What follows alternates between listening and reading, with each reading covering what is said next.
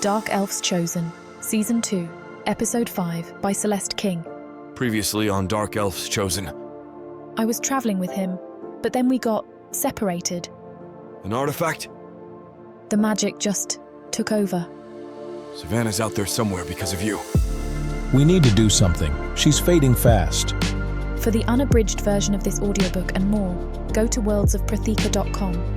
Use code YouTube30 at checkout for a 30% discount on all digital products. Never miss out on another spicy scene when you grab the bundled first and second season at a discounted price. Like this video and leave a comment to let us know what you think of our narration, and subscribe to stay in the loop on daily Worlds of Prothika releases.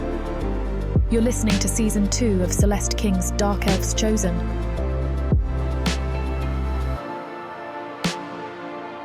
Chapter 36.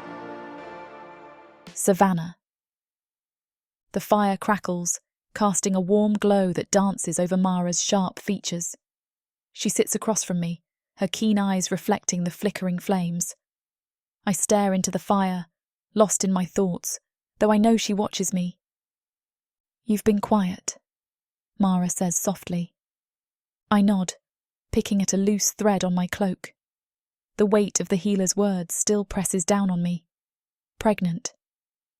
The word echoes in my mind like a chant I can't escape, each repetition making my heart pound harder. "Is there something on your mind?"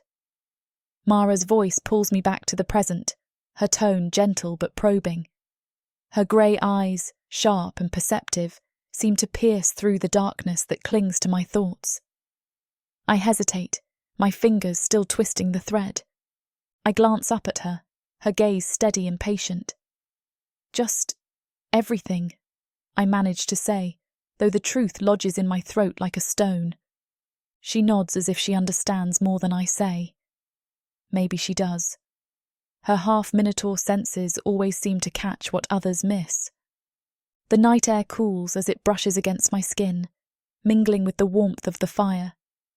The scent of burning wood and the faint saltiness of the sea hang in the air. It's almost peaceful, but my heart refuses to find rest. I catch Mara's eyes again, and for a moment there's a flicker of something. Recognition. Understanding. It makes me want to spill everything, to tell her about the pregnancy and all my fears. Instead, I look away, focusing on the fire once more. The flames dance higher for a second before settling down, mirroring the turmoil inside me. Mara shifts closer, her movements slow and deliberate as if not to startle me. "We're here for you," she says quietly, "whatever you need." Her words are simple but carry a depth that nearly breaks through my resolve. I nod again, grateful, yet unable to voice it. For now, I let the silence stretch between us, hoping it will hold all that I cannot say. The night deepens around us, wrapping our small camp in darkness, punctuated only by our crackling fire and unspoken secrets. The fire crackles gently, creating a warm atmosphere in the encroaching darkness. Mara shifts closer, her eyes never leaving mine. "You know," she begins, her voice soft yet unwavering, "I've been around enough people to notice certain things." My heart skips a beat. I swallow hard, the knot in my throat tightening. "What do you mean?" I ask, my voice barely above a whisper. She leans forward, her expression gentle but serious. "You don't have to say it, but I can sense it, Savannah. The new life growing inside you." The world seems to tilt on its axis. I grip the edge of my cloak tighter, feeling the fabric bite into my palms. How did you know?" My voice trembles, betraying the fear I've tried so hard to keep at bay. Mara's eyes soften even more. "My instincts are sharper than most, and sometimes it's not about seeing with your eyes but feeling with your heart." Tears prick at the corners of my eyes. The burden I've carried alone feels like it might crush me. But Mara's presence offers an unexpected comfort. "I didn't want anyone to know," I admit, my voice cracking under the weight of my confession. "I've been so scared." Mara reaches out and places a hand on mine, her touch warm and steady. You don't have to go through this alone. But Julius, I trail off, unable to finish the thought. She nods, understanding more than words could convey. We'll find him. And until then, we'll take care of you. Together. A tear slips down my cheek. I don't bother wiping it away. Instead, I squeeze Mara's hand back, drawing strength from her unwavering support. Thank you, I whisper, barely able to find my voice. Mara smiles gently. We're family now. We look out for each other. The fire crackles again, filling the silence between us with its soothing warmth. For the first time in days, I feel a glimmer of hope piercing through the darkness surrounding me. Mara's gentle smile fades as the distant shouting pierces the night. The warmth of the fire, which moments ago felt comforting, now seems to amplify my rising anxiety. What was that? I whisper, my grip tightening on Mara's hand. She turns her head toward the noise, her ears twitching slightly. Stay here, she murmurs, her voice calm but firm. I nod, though every instinct screams at me to follow her. Mara rises to her feet, moving with a grace that belies her strength. She peers into the darkness, muscles tensed, ready for anything. The shouting grows louder, more urgent. My heart races, each beat echoing in my ears like a drum. The campfire crackles on, indifferent to the turmoil creeping closer. Mara! My voice trembles, barely audible above the commotion. She holds up a hand to silence me, her eyes scanning the perimeter. The firelight flickers over her determined expression. It's coming from the outskirts, she says, more to herself than to me. My breath catches in my throat as I strain to hear what she hears.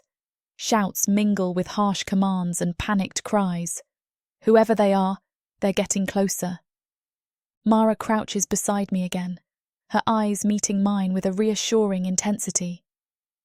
We need to be ready, she says quietly. I swallow hard and nod, feeling a mix of fear and determination settle in my chest. My fingers itch with the urge to summon my magic, but I hold back, not wanting to lose control. The shouting continues unabated. I glance around our small camp, feeling its vulnerability acutely. Where are Lyle and Alicia? Panic claws at me as I realise how exposed we are without them. Mara, I whisper again, my voice barely steady. What if... Shh, she interrupts gently but firmly. We'll handle it. Her confidence bolsters me slightly, but the knot of fear remains tight in my stomach. The shouts seem to encircle us now, closing in like a tightening noose. I can see shadows flickering just beyond the firelight's reach. My mind races through possibilities. Raiders? Soldiers? Something worse. Each thought more terrifying than the last. Mara's hand squeezes mine once more before she stands again. Stay low, she instructs, and be ready. Mara's command to stay low and be ready rings in my ears, but my body refuses to comply. I scramble to my feet, my heart hammering in my chest. Mara, we can't just sit here, I insist, gripping her arm. She nods, her jaw set with determination. Let's go. We move as one, our footsteps almost silent against the forest floor. The shouts grow louder, more distinct. My senses sharpen, each sound amplified in the stillness of the night. The cool air bites at my skin, mingling with the adrenaline coursing through my veins. We weave through the trees, Mara leading the way with a predator's grace. The shadows around us seem to pulse with life, and I can't shake the feeling that eyes are watching our every move. Every rustle of leaves sends a jolt of fear through me, but I push it down. We have to find out what's happening. Stay close, Mara whispers, glancing back at me. I nod, trying to steady my breathing. My fingers tingle with the urge to summon my magic, but I force myself to stay calm. We need to assess the situation before acting. As we near the source of the commotion, The shouts become clearer commands, barked in a harsh, unfamiliar language. My heart pounds even harder, each beat echoing like a drum in my ears. Mara slows our pace, signalling for me to crouch beside her behind a large boulder. We peer around it cautiously, trying to get a glimpse of what lies ahead. The firelight flickers over Mara's face as she narrows her eyes, scanning the scene before us. Her tension is palpable. It sets my nerves on edge even more. "What do you see?" I whisper. Her jaw tightens as she studies the figures moving in the shadows. Not sure yet, but it doesn't look good. I strain to see what she sees, but the darkness obscures most details. The sense of impending danger thickens the air around us. "We need to get closer," Mara decides. My stomach churns with fear, but I nod. There's no turning back now. We rise from our hiding spot and creep forward again, each step bringing us closer to whatever awaits in the darkness.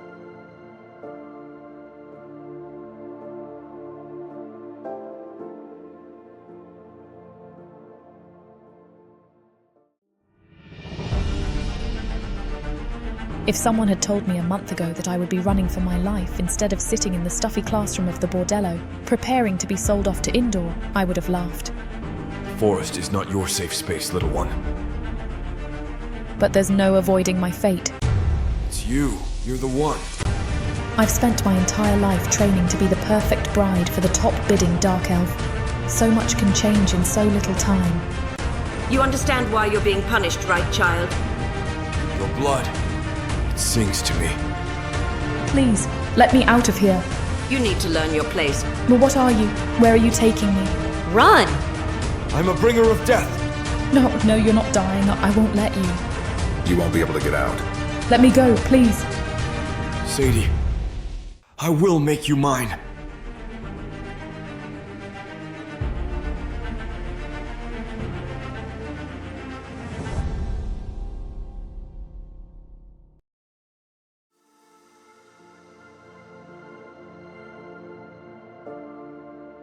Chapter 37.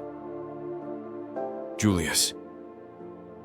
We dip into an alleyway, its shadows providing a brief respite from the prying eyes of Milthar's bustling streets.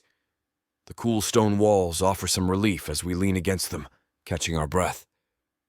I've never been here before, but I know enough about minotaurs to realize this isn't a welcoming place for someone like me. Dark elves aren't exactly popular around here. Not that I can blame them, given our history. Still, the thought of being surrounded by those who see me as an enemy sends a shiver down my spine. "How long do you think we have before someone notices us?" Razdan asks, his voice tinged with fatigue and wariness. "Not long," I admit. Minotaurs aren't known for their hospitality towards dark elves. He nods, his expression grim. The weight of exhaustion presses down on me, but I force myself to stay alert. The city sounds filter through the alleyway. Merchants haggling, children laughing, the clatter of hooves on cobblestones. It's a stark contrast to our current predicament. "We should blend in as much as possible," I say after a moment. "Avoid drawing attention." Razdan gives a weary chuckle. "Easier said than done with you looking like that." I glance down with a frown at my tattered clothes and the soot-streaked skin. I don't even have a proper cloak to disguise myself. The silence stretches between us, heavy with unspoken concerns. Every minute we linger here feels like borrowed time. My thoughts drift to Savannah, wondering where she is, if she's safe. But I can't afford to dwell on that now. Survival demands my full attention. "Let's give it 10 more minutes," I finally say, trying to muster some resolve.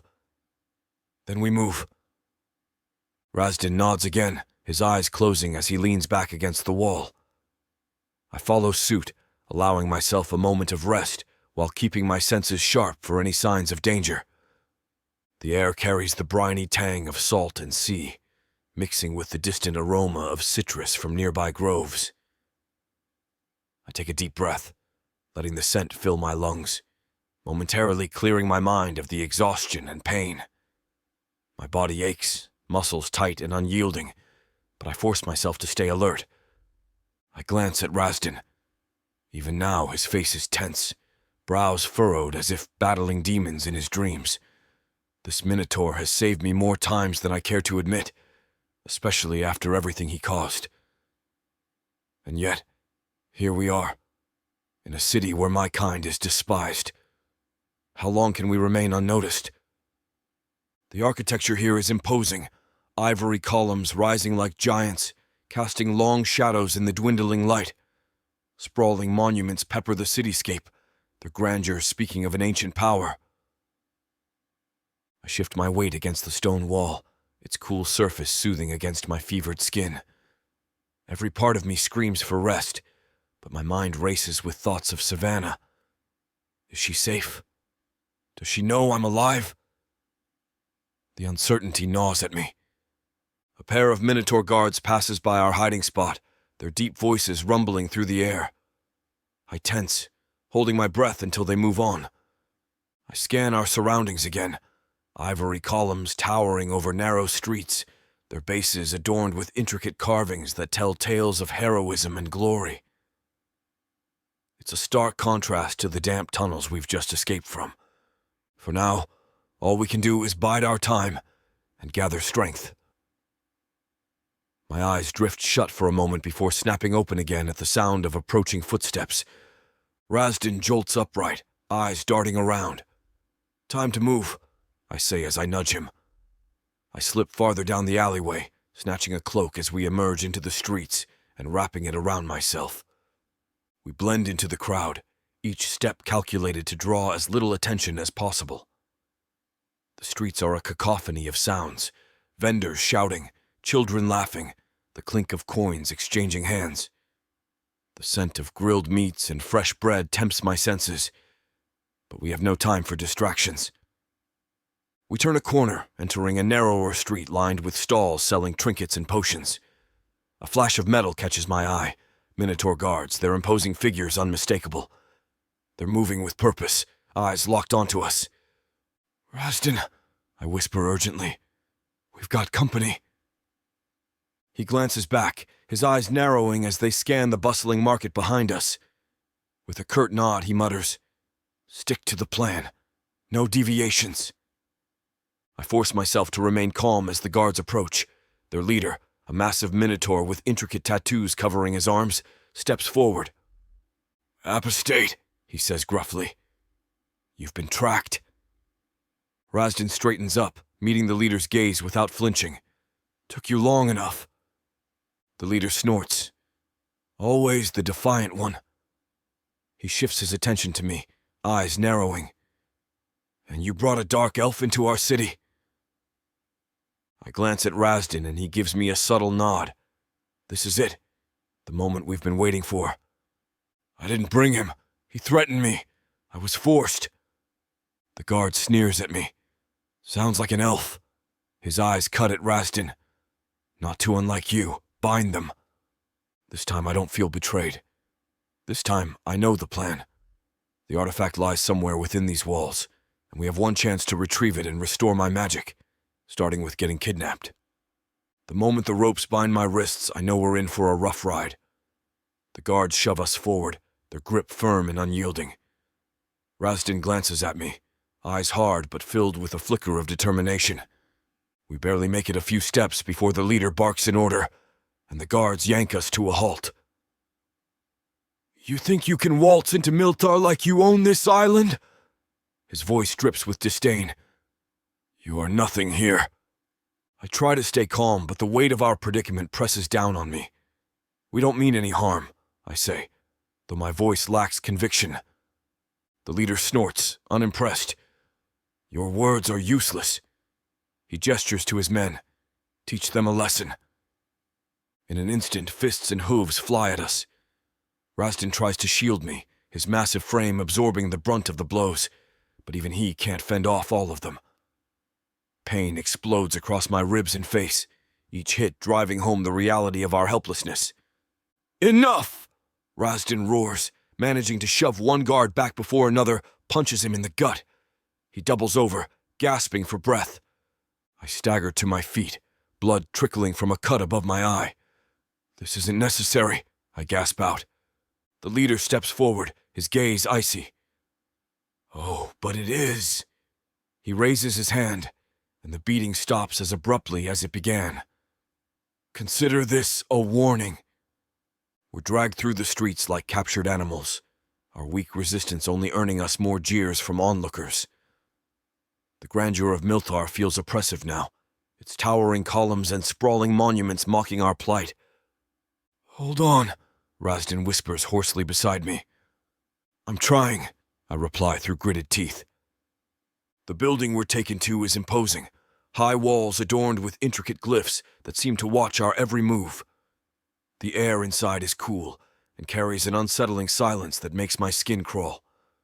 We're shoved into a dimly lit chamber, the door slamming shut behind us with finality. The rough stone walls close in around us, and for a moment, all I can hear is my own ragged breathing. Razdan sits up slowly, wincing with every movement. Just like I predicted, he mutters grimly.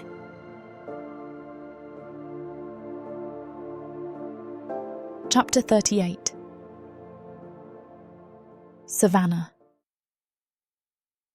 The raised voices grow louder as Mara and I approach our makeshift camp. My heart pounds, matching the rhythm of our hurried steps. I glance at Mara, her expression a mix of concern and resolve. I told you it's not safe. Lyle's deep voice booms through the trees. Elysia's reply is sharp, cutting through the night air like a blade.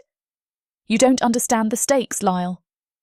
We slow our pace, moving quietly to avoid detection. The tension between them crackles like static. Why should I believe you? Lyle's voice wavers with uncertainty. You've been lying this whole time. My breath catches in my throat. What could she have lied about? Elysia's voice drops to a dangerous whisper, but it carries clearly in the stillness. I had no choice. They would have killed us both if I didn't comply. Comply with what? Lyle demands. Mara and I exchange worried glances. We edge closer, ducking behind a tree just outside the camp's perimeter. You've been working for them, Lyle accuses, his voice shaking with betrayal. Yes, Elysia admits, her tone resigned. The Minotaurs have been tracking us since we left Cainvu. A chill runs down my spine. My knees threaten to give out beneath me, but I force myself to remain upright. Why didn't you tell us? Lyle's frustration is palpable. I thought I could protect you, Elysia says softly. But now... Protect us? By leading them straight to us? His disbelief is almost tangible. Mara grips my arm, her nails digging into my skin. We need to act, but how? Elysia sighs heavily.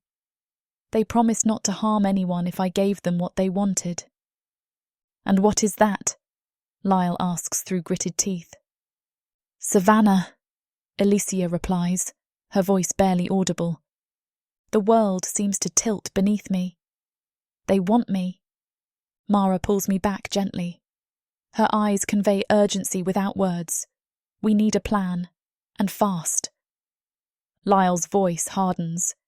You seriously think they'll keep their promise? I don't know, Elysia admits, sounding defeated. But I couldn't risk it. My heart races as I listen to Elysia's confession. I feel the ground beneath me sway, my knees weak. They want me. Why? The thought loops in my mind, each repetition making it harder to breathe. Damn it, Elysia, Lyle roars, his voice a raw mix of anger and hurt. How could you betray us like this? She steps closer to him, her eyes hard and resolute. I did what I had to do, Lyle. His fist clenches at his side. By selling us out? By selling Savannah out? Elysia's face twists with frustration. You don't understand. It was the only way. The only way? The only way for what, Elysia? His voice breaks, and for a moment, he looks like a wounded animal.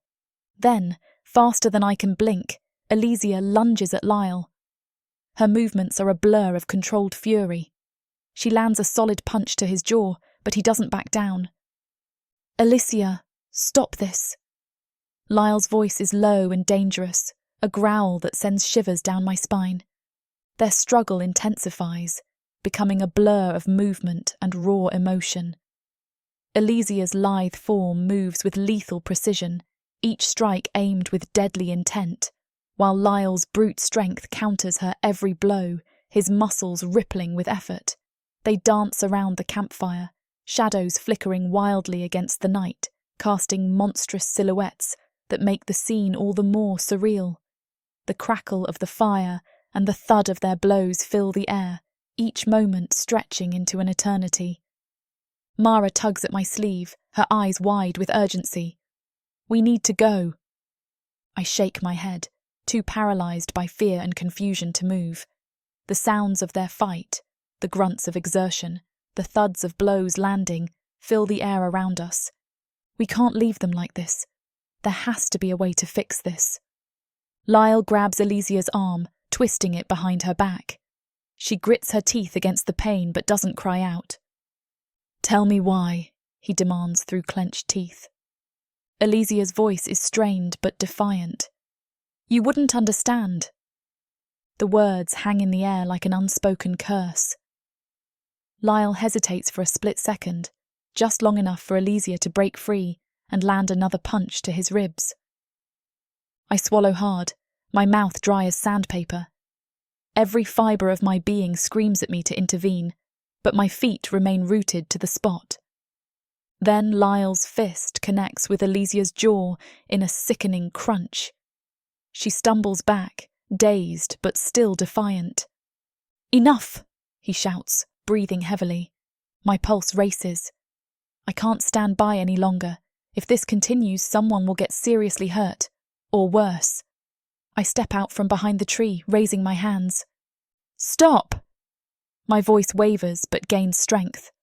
Both of you, stop this right now. They turn toward me, both looking shocked and defiant. I gather every ounce of courage I have and focus on the energy bubbling within me. I can't let them tear each other apart. I concentrate on the space around them, envisioning a barrier to separate them.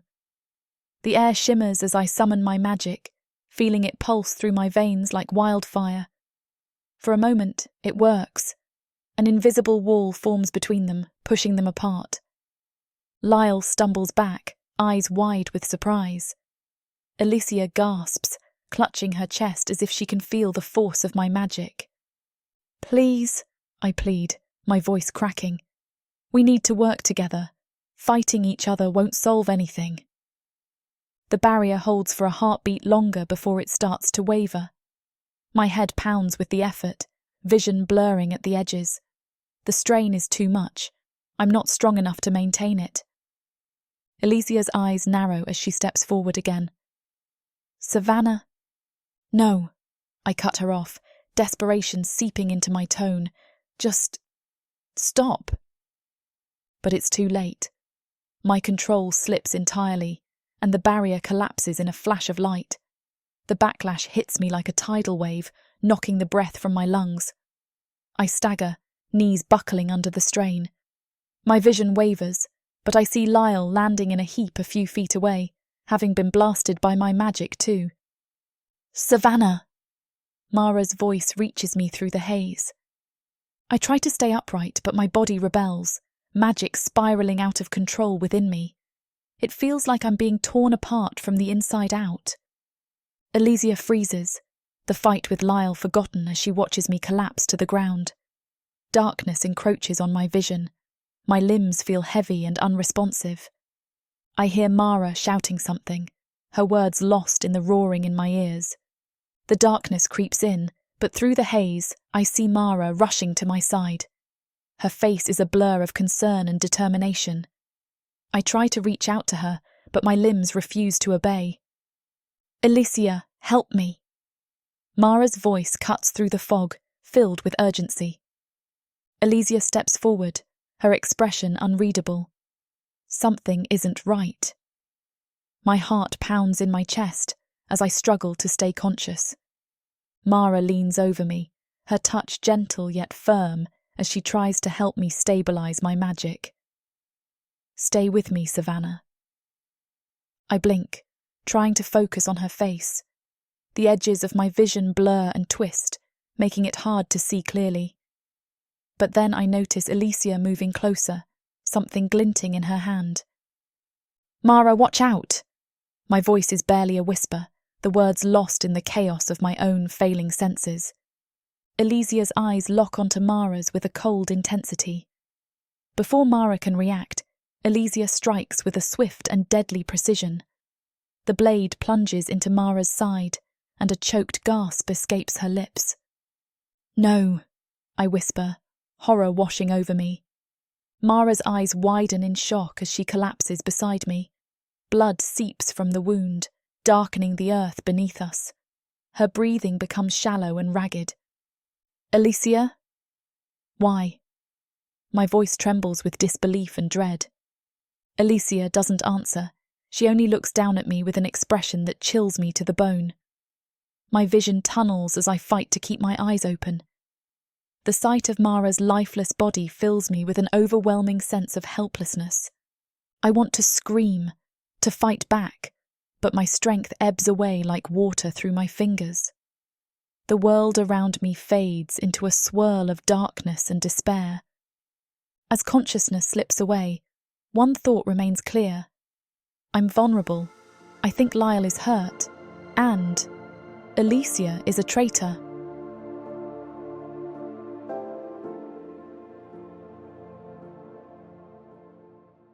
In a world of elves, demons, and liches.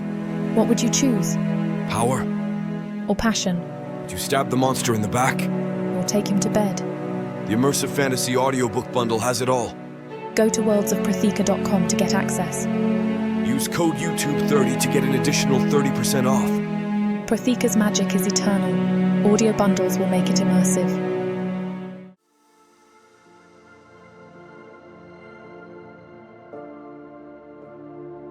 Chapter 39. Julius. A few hours pass, the oppressive silence of the cell only broken by the occasional sound of footsteps echoing through the corridors outside. The dim light from a small window high on the wall casts long shadows, making the room feel even more claustrophobic. My body aches from the beating, but I force myself to stay still, feigning sleep in the corner.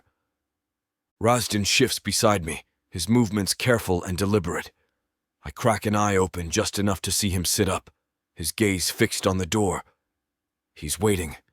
We both know this is our only chance.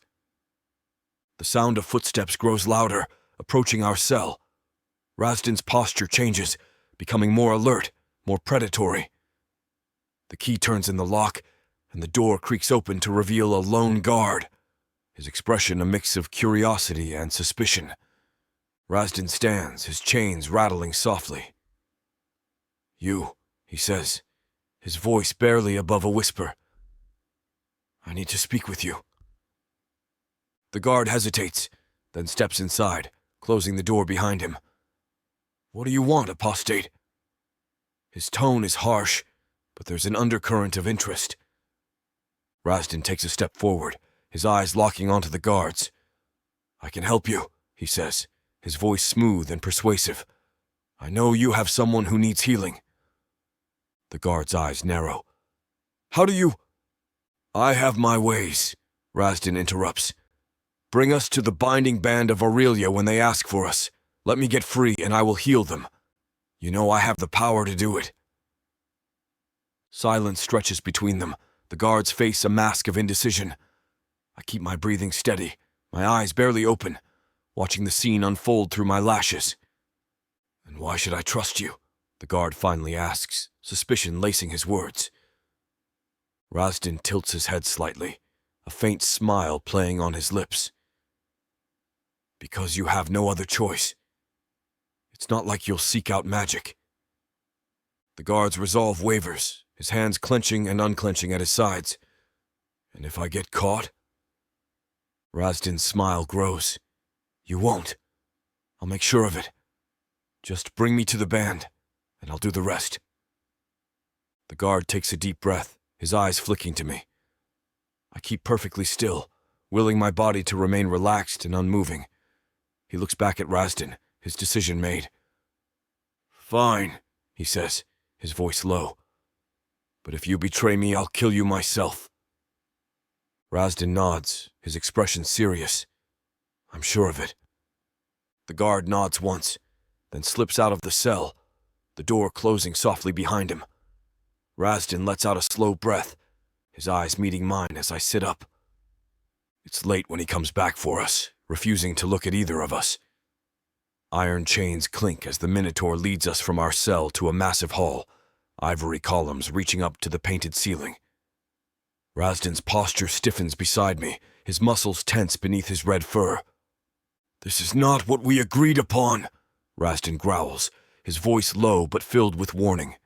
"He must know we are going the wrong way.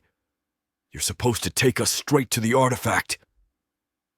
Another Minotaur, a hulking brute with scars crisscrossing his chest, sneers at us as he approaches. "Agreements change, Razdan."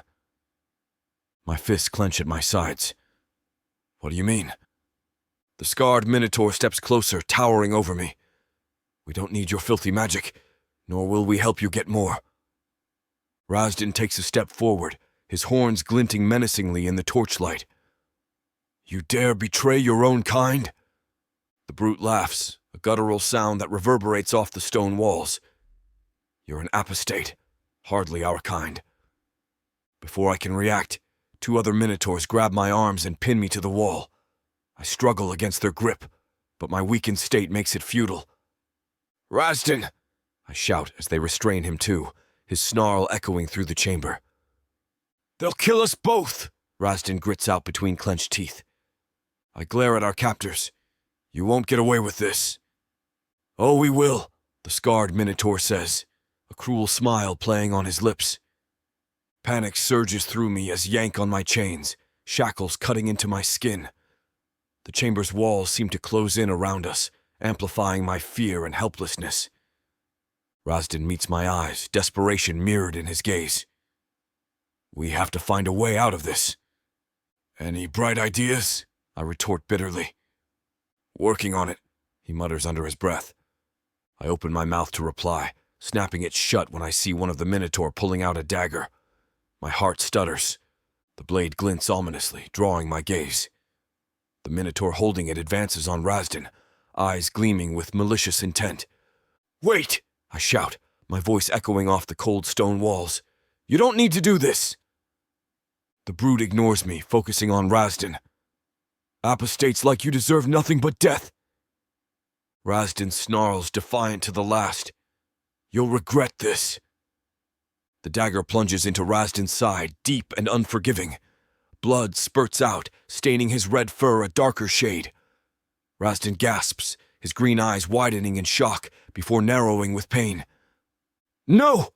I scream, pulling against my chains until they bite into my skin.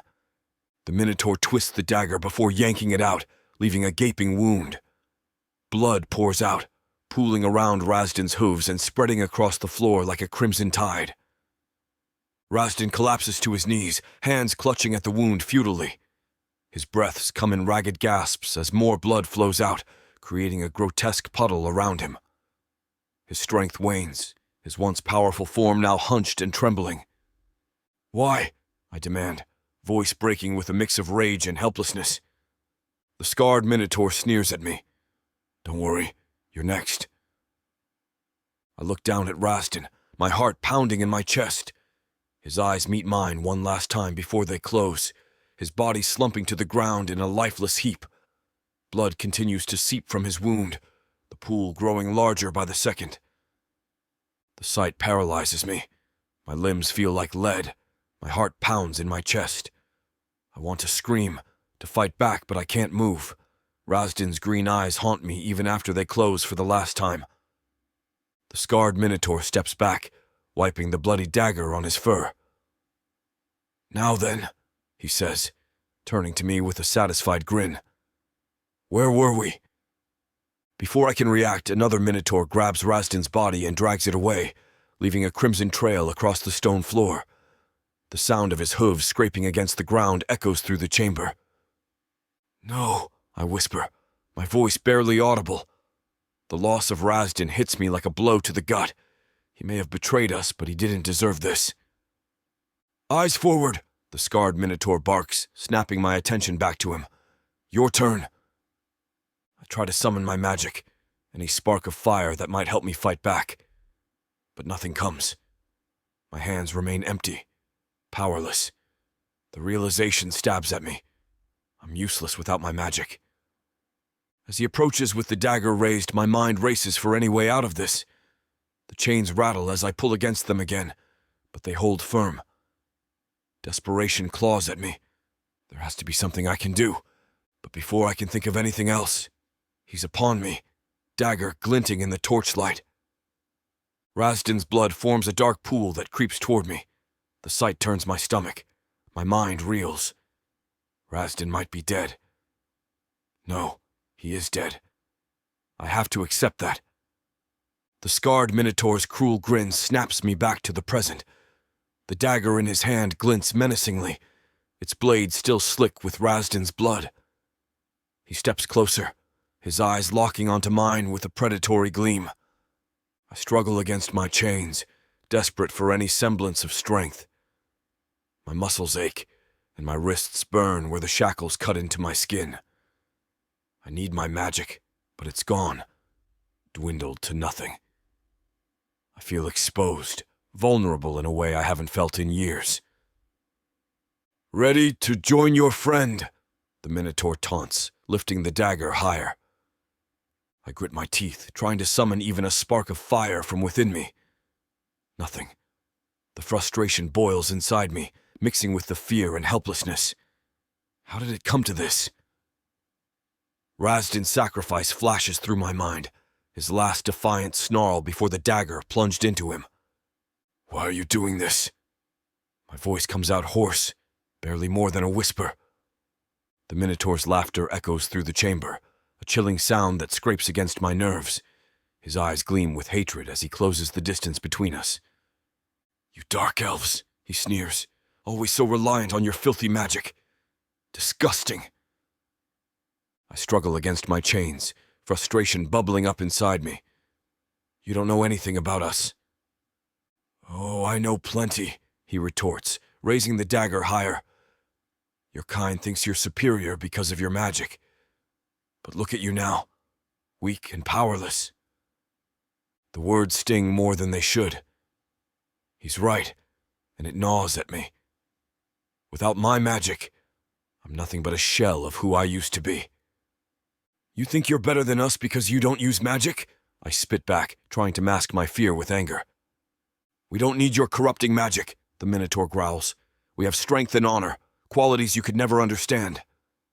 He lunges forward, the dagger aimed at my chest. I twist in my chains, narrowly avoiding the blade. The metal bites into my wrists, sending jolts of pain through my arms. "If you didn't rely so much on your magic," he continues, "you might be stronger. But no, you're nothing without it." I grit my teeth, fighting the rising panic. His words cut deep because they hold a painful truth. My magic has always been my crutch, and now that it's fading, I'm helpless. "You don't understand what it's like," I manage to say through clenched teeth. The Minotaur scoffs, pulling back for another strike. "Oh, I understand perfectly. You've let yourself become weak by relying on something that can be taken away." He swings again, and this time the blade grazes my side, slicing through fabric and skin. A searing pain blooms along the wound, but I bite back a cry. "See?" he taunts. "Pathetic." Rage flares within me, a desperate need to prove him wrong. But no matter how hard I try to summon my magic, it remains out of reach. "Face it," he says, stepping back to admire his handiwork. "Without your precious magic, you're just another weakling." My vision blurs with pain and frustration as blood seeps from the cut on my side. He's right. Without my magic, I'm vulnerable, powerless. The Minotaur steps closer again, his sneer widening into a grin of triumph. Time to end this. Rage surges through me, hot and blinding. You're nothing but a coward. He stops laughing, his eyes narrowing. What did you say? You heard me, I spit out, mustering all the defiance I can manage. Killing a chained man? You're no warrior. His expression darkens and he takes another step closer until the dagger is mere inches from my throat. You'll regret those words. The reality of Razdin's death weighs heavy on me. He betrayed us, but also saved us more times than I care to admit. And now he's gone, leaving me alone in this nightmare. I meet the Minotaur's gaze head-on, refusing to show fear even as dread coils in my gut. Do what you have to, I say through clenched teeth. Razdin's blood flashes before my eyes. But don't for a second think that killing your kin makes you honorable. For a moment he hesitates, his grip on the dagger tightening. My heart pounds in my chest, each beat echoing in my ears like a war drum. Then he moves again, and all thoughts of Razdin vanish as survival instinct takes over. The scarred Minotaur leans in, dagger poised to strike. My heart races, pounding in my chest like a war drum. Every muscle tenses, ready for the inevitable pain. I refuse to look away, meeting his gaze with all the defiance I can muster. Say goodbye, he snarls, lifting the blade higher. The air thickens with tension, and I brace for the end. But then, a voice rings out, sharp and commanding. Am I late to the party? Chapter 40. Savannah. Meanwhile, pain pulses through my skull, a relentless drumbeat that drowns out everything else, each throb a cruel reminder of my vulnerability. My limbs feel like they're made of lead, too heavy to lift, as if the weight of the world has settled upon them. I can't quite open my eyes. My lids are too stubborn to obey my weak attempts, sealed shut by an unseen force. The darkness behind them is oppressive, and I fight to pierce through it, desperate to reclaim some semblance of awareness. Voices drift through the fog, clouding my mind. Elysia and Lyle. They're arguing. The sound is muffled, but the intensity slices through the haze, each word a sharp blade cutting through the darkness. Elysia, this isn't you. Lyle's voice pleads, raw with emotion. There's a quiver in his deep voice, one I've never heard before. It makes my heart ache, though I can barely move. A harsh laugh follows, bitter and cold, so unlike the Elysia I know. You don't know me as well as you think, Lyle. Her words are laced with venom, a side of her I'd never imagined. I wish I could open my eyes, to see their faces, to understand what has driven them to this point.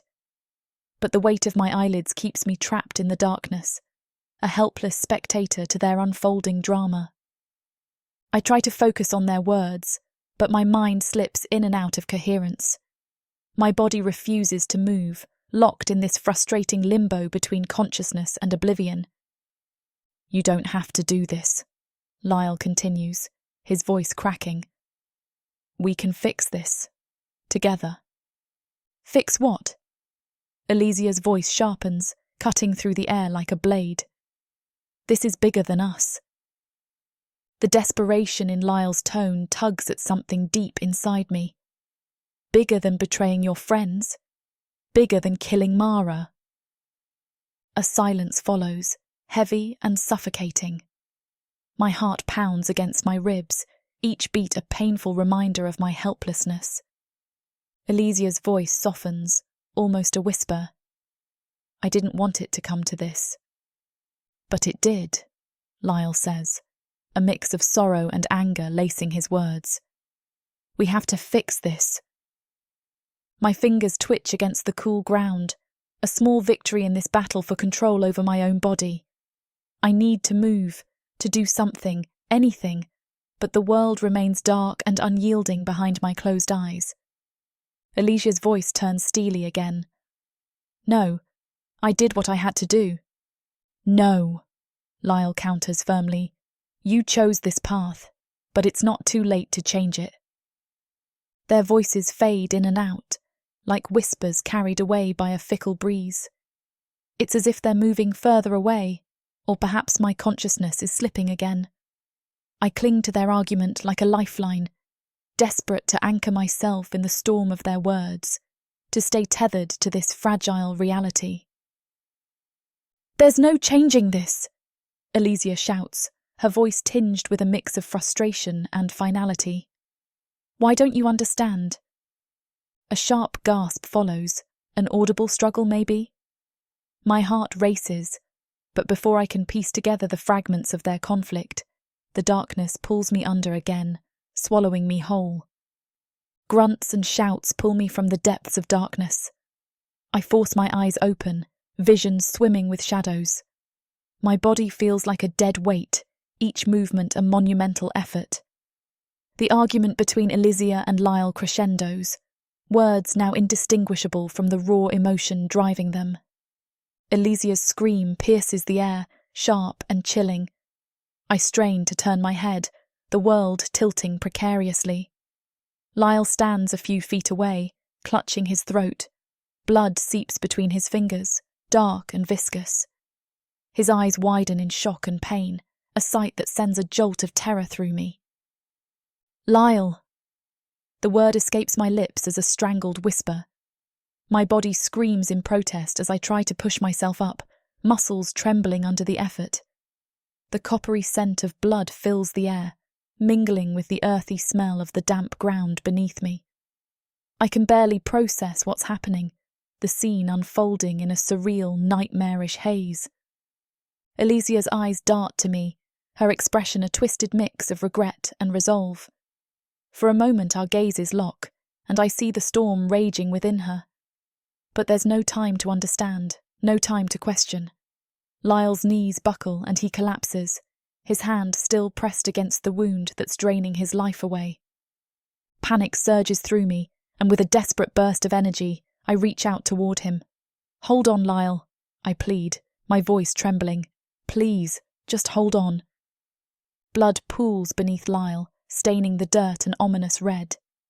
Elysia stands over him, her eyes cold, mouth twisted into a silent snarl. A knife glints in her hand, catching the dim light. I try to move, to crawl towards Lyle, but my limbs refuse to cooperate. The scene unfolds like a nightmare, each second dragging on painfully. My heart races, pounding against my ribcage as if trying to escape. "Elysia," I manage to croak out, voice hoarse and weak. "Why?" Her gaze snaps to me, eyes hardening. "This is what had to be done," she says coldly. Lyle's gasps grow weaker, each breath sounding like a desperate plea for help. The sight of his blood-soaked hands shakes me to my core. Helplessness wraps around me like a suffocating blanket. "Help him," I plead, tears blurring my vision. Elysia takes a step back from Lyle's convulsing form, knife still clutched tightly in her hand. "I can't," she mutters before turning her back to me. The world narrows down to the sound of Lyle's laboured breaths. His life slips away before my eyes as I lie there unable to move. A voice, smooth and familiar, slices through the chaos like a hot knife through butter. "Savannah, it's not time for you to wake up."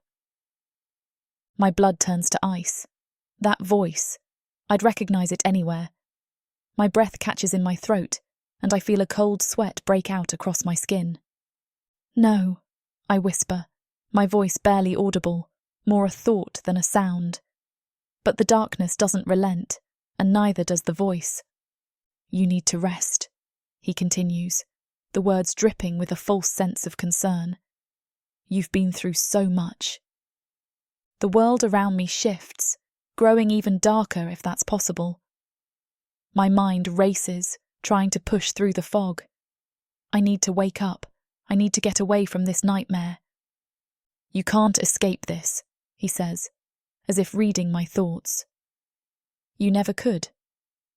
I strain against the weight holding me down, every muscle screaming in protest. My heart pounds in my chest, a frantic drumbeat echoing my desperation. His presence wraps around me like a suffocating shroud. Rest now, he murmurs, his tone almost soothing. When you wake, things will be different. A surge of dread washes over me. I can't let him control this. I can't let him control me. My fingers twitch again, another small victory in this battle for consciousness. I cling to that spark of defiance, willing it to grow stronger. Don't fight it, he warns, his voice hardening. You're only making it worse for yourself. Terror grips me tighter than any physical restraint could. I push harder against the darkness, every ounce of my willpower focused on breaking free from his hold. But his laughter echoes around me, cold and mocking.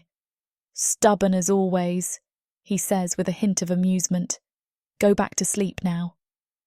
The pain is still there, but it's distant now, overshadowed by the raw panic coursing through my veins.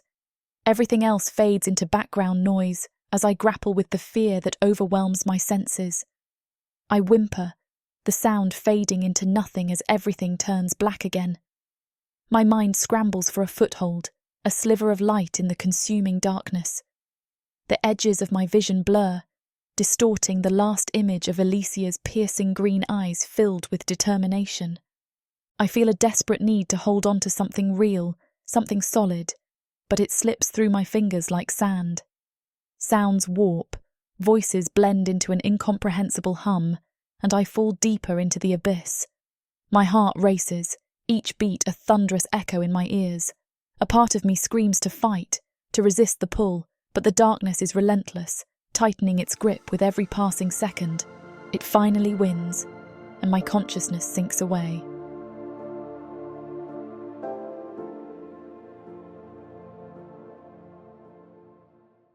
Orcs, gargoyles, vampires, ice monsters, demons of the dark. These beasts seek war, destruction, and power. And there's only one thing that can tame them. Love. This is your chance to get the uncut and unabridged audiobook bundle. No detail is spared.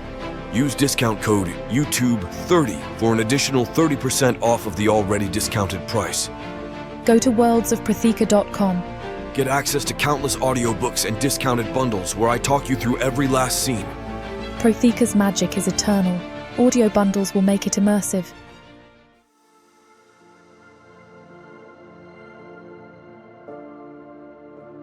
Chapter 41.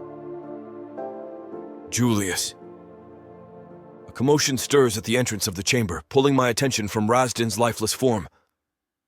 A woman carries a new prisoner in, her body limp and unresponsive.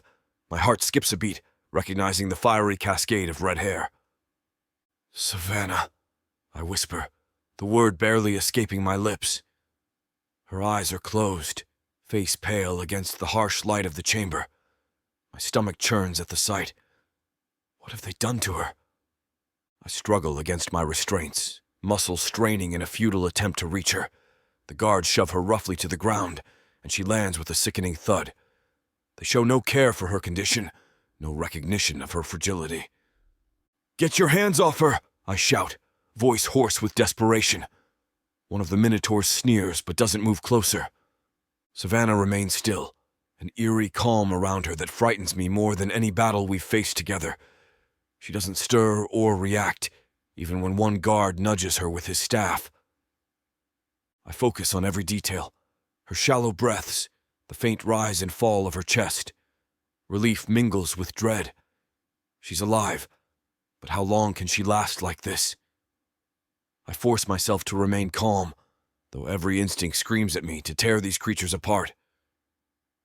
The woman steps closer, smirking as she looks between us. Quite the reunion, she mocks. Pity she won't be conscious for it. Rage boils within me, but I know I need to bide my time.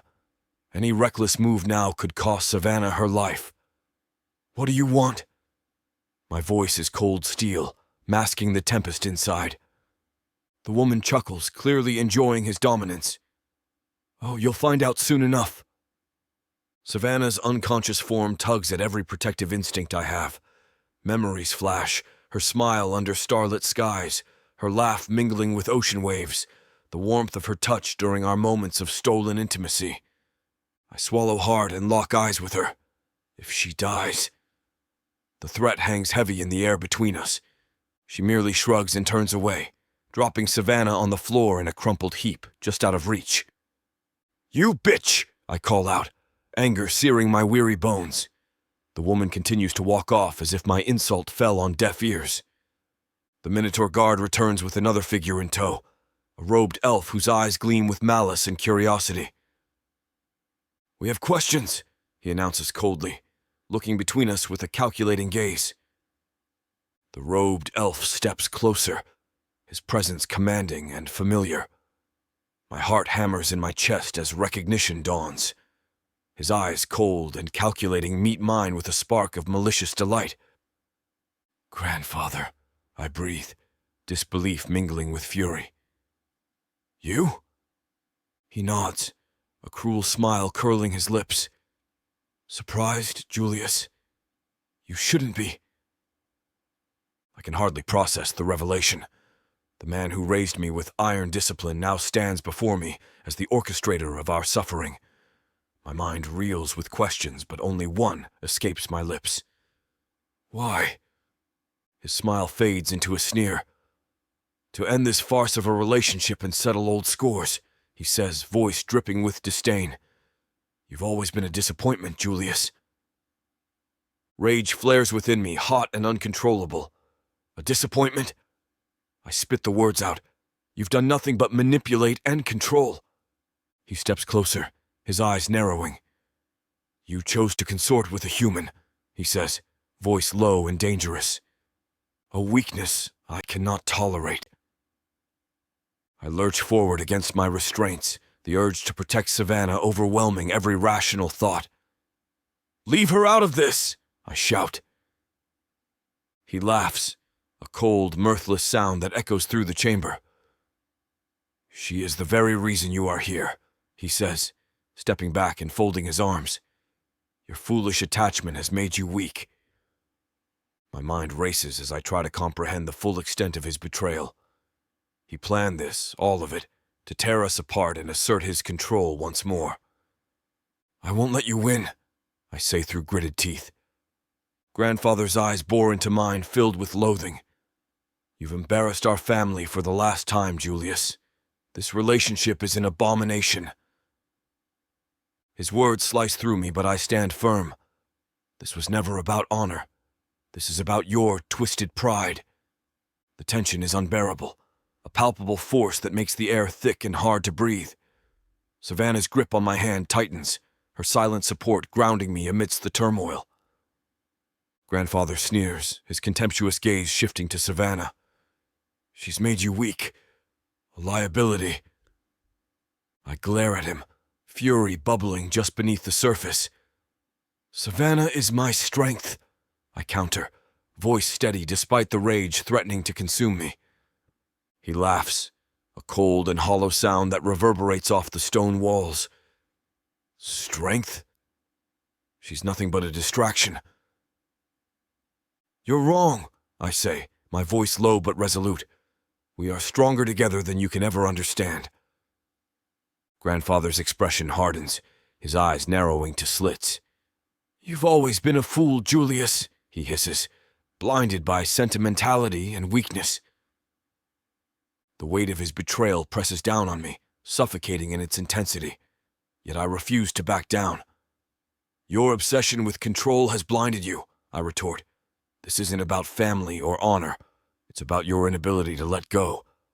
His face contorts with rage, and for a moment I see the true extent of his madness, a deep-seated need for power and dominance that knows no bounds. "Enough!" he snaps, his voice echoing through the chamber like a whip crack. "You will learn your place, Julius, even if it means breaking you completely." The threat hangs heavy in the air between us, but I refuse to let him see my fear. Instead, I look to Savannah and remember the love and strength we share. "We will not be broken," I vow quietly. "We will see about that," he smirks. Grandfather shoves the woman forward, her grip tight on Savannah's limp body.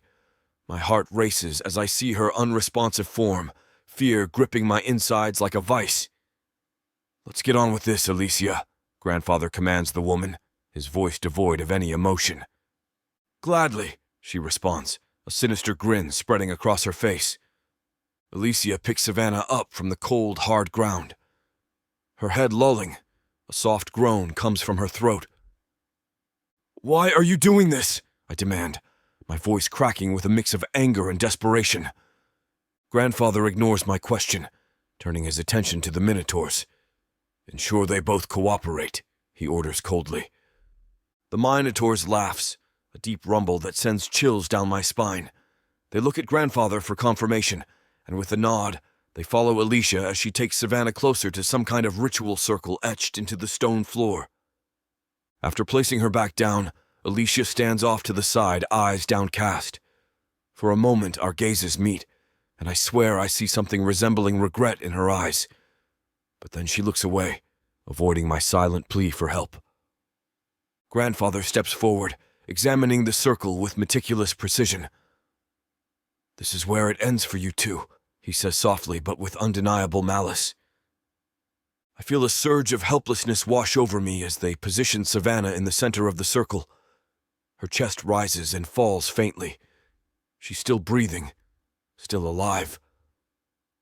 The thought offers a sliver of hope amidst the overwhelming dread. "You won't get away with this," I hiss through gritted teeth. Grandfather smirks but doesn't respond. Instead, he signals to one of the robed figures who begins chanting in an ancient tongue. The air around us thickens with palpable energy, making it harder to breathe. Savannah stirs slightly at the sound, but remains unconscious. I fight against my restraints harder than ever before, fueled by sheer willpower and desperation to protect her. The Minotaur closest to me leans in with a mocking smile. "Struggle all you want," he says softly but cruelly. "It won't change anything." I glare at him with every ounce of defiance I can muster. "You underestimate me."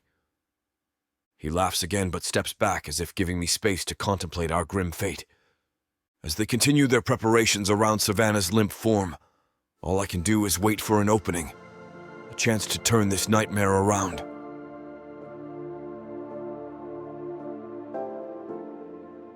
Chapter 42.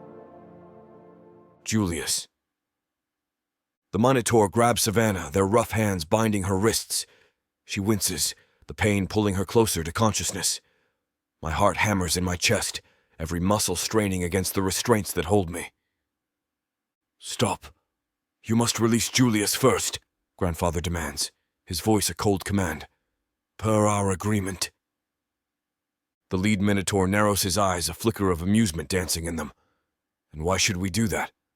Grandfather's jaw tightens. "You agreed to our terms."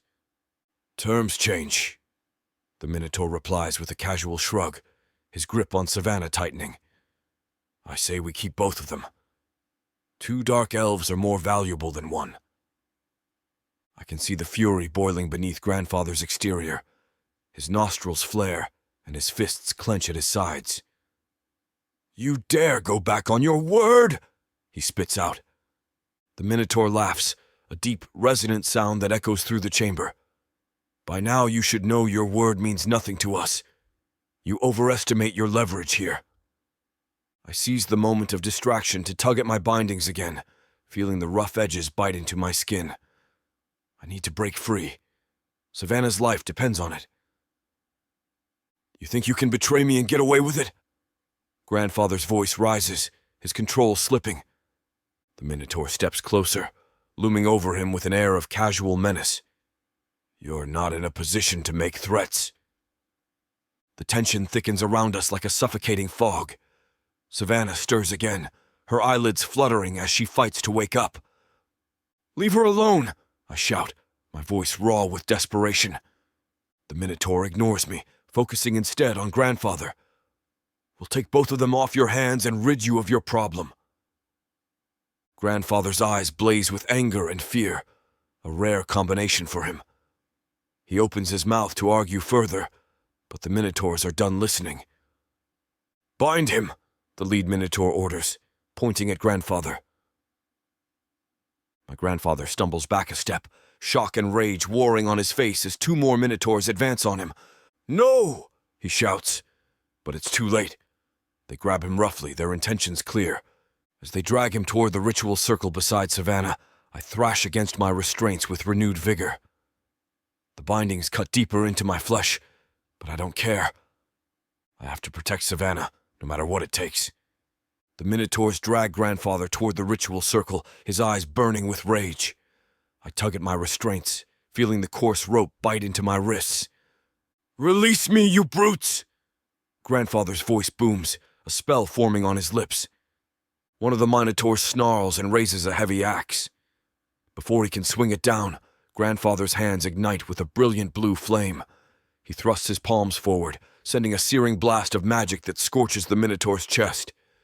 The beast roars in pain but doesn't fall. Instead, it charges at grandfather with renewed fury. Another minotaur joins the fray, swinging a spiked club. Grandfather sidesteps, casting a barrier that deflects the blow, but he's clearly straining. "You think you can best me?" Grandfather taunts, though his voice wavers slightly. He conjures another spell, hurling bolts of energy that crackle through the air. The minotaurs press on relentlessly. One catches him off guard, slamming into him with bone-crushing force. Grandfather stumbles back, blood trickling from a gash on his forehead. "Let me go!" I yell, desperation lacing my voice. But my cries fall on deaf ears. The lead minotaur lands a solid punch to grandfather's midsection, knocking the wind out of him. He gasps for breath, clutching his ribs. Summoning his remaining strength, grandfather raises both hands and releases a torrent of fire that engulfs his attackers. The chamber fills with acrid smoke and the stench of burning flesh. For a moment, I think he might win. Then it happens. A third minotaur appears from behind grandfather. Swift and silent as a shadow, it drives its sword through his back with brutal precision. The blade erupts from his chest in a spray of crimson. Grandfather's eyes widen in shock and pain. His mouth opens in a silent scream as he collapses to his knees. "Grandfather!" I shout as I watch him fall. The minotaur yanks its sword free with a sickening squelch and steps back, letting grandfather fall to the ground. Grandfather's lifeless body lies crumpled on the cold stone floor, a pool of blood spreading beneath him. A mix of rage and grief surges through me, almost blinding in its intensity. He was a cruel man, yes, but he was my blood, and now he's gone. But I can't afford to dwell on that now. Savannah is still in danger. The minotaur holding her tightens his grip, and she lets out another small whimper. The sound slices through me, sharper than any blade. "Focus, Julius!" I mutter to myself, tugging at my bindings. The ropes bite into my wrists, but I ignore the pain. I have to get free. One of the minotaurs steps toward me, a cruel smile playing on his lips. "Ready for your turn?" he taunts. I don't respond. My eyes dart around the room, searching for anything that might help me break loose. The chamber is sparse, no weapons within reach, no sharp edges to cut the ropes. My magic is all but gone, reduced to faint flickers of what it once was. The minotaur grabs my arm and pulls me closer to the ritual circle. My mind races. Think, damn it! As the minotaur bends down to tighten my restraints further, I feel a surge of desperation-fueled strength. With every ounce of power left in me, I yank my arm back and twist my body. The rope cuts deeper into my skin, but I don't stop. The minotaur snarls in frustration and punches me in the gut. Pain explodes through my abdomen, but I use it to fuel my resolve. Savannah's life depends on this. "Hold still," the minotaur growls, trying to wrestle me back into submission. I won't sit idly by and let these minotaurs hurt Savannah. I refuse to go down without a fight.